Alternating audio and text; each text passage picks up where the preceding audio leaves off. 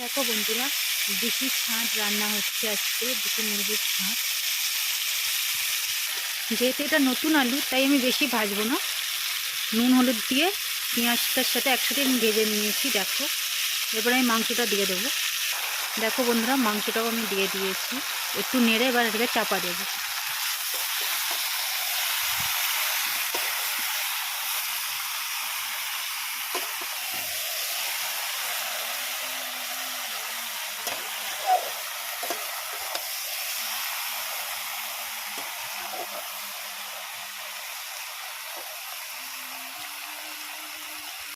এবার ঢাকাটা খুলে নেব,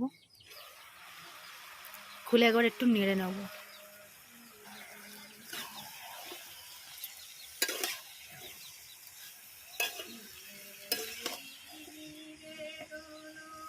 এটাকে ভালো করে কষতে হবে, তারপরে আমি আদা রসুনটা দেবো। আমি আগে এটাকে ভালো করে নেড়ে নুন হলুদ দেওয়া আলুর মধ্যে আমি আগে কষছি ভালো করে, ঠিক আছে?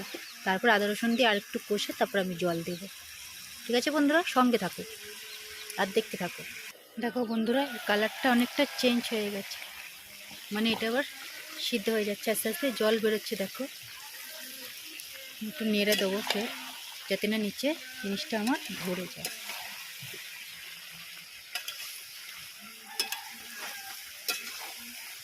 আমি একটু পরে আদা রসুনটা দিচ্ছি, আর একটু নাড়া হয়ে যাক।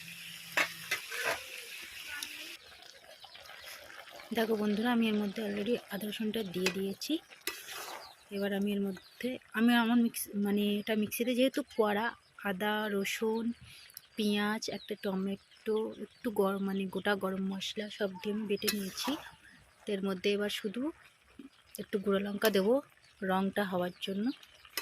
আমি একটু এটাকে ভালো করে কষে নিই। দেখো বন্ধুরা, আমি কষে নিয়েছি, আর একটুখানি এটা জল বেরিয়ে একটু সিদ্ধ মতো হলে তারপর জল দেবো। অনেকটাই জল বেরিয়েছে, ঠিক আছে? দেখো বন্ধুরা, কালারটা এবার আসছে। আসলে আমি উনুনে করছি তো তোমাদের খুব ভালোভাবে হয়তো দেখাতে পারবো না, একাই ক্যামেরা ধরছি, একাই করছি। দেখো আস্তে আস্তে, দেখো রঙটা দেখো, এই যে আস্তে আস্তে রঙটা আসছে, দেখছো?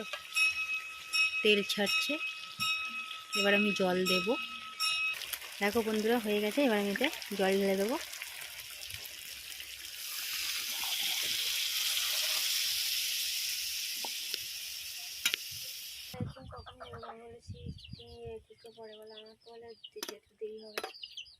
বাবা জানে। দেখো বন্ধুরা, আমার তরকারি প্রায় কমপ্লিট। আমি এবার নামাবো, একটু গরম মশলা দেবো, দিয়ে নামিয়ে নেবো। দেখো বন্ধুরা, আমার তরকারি রেডি।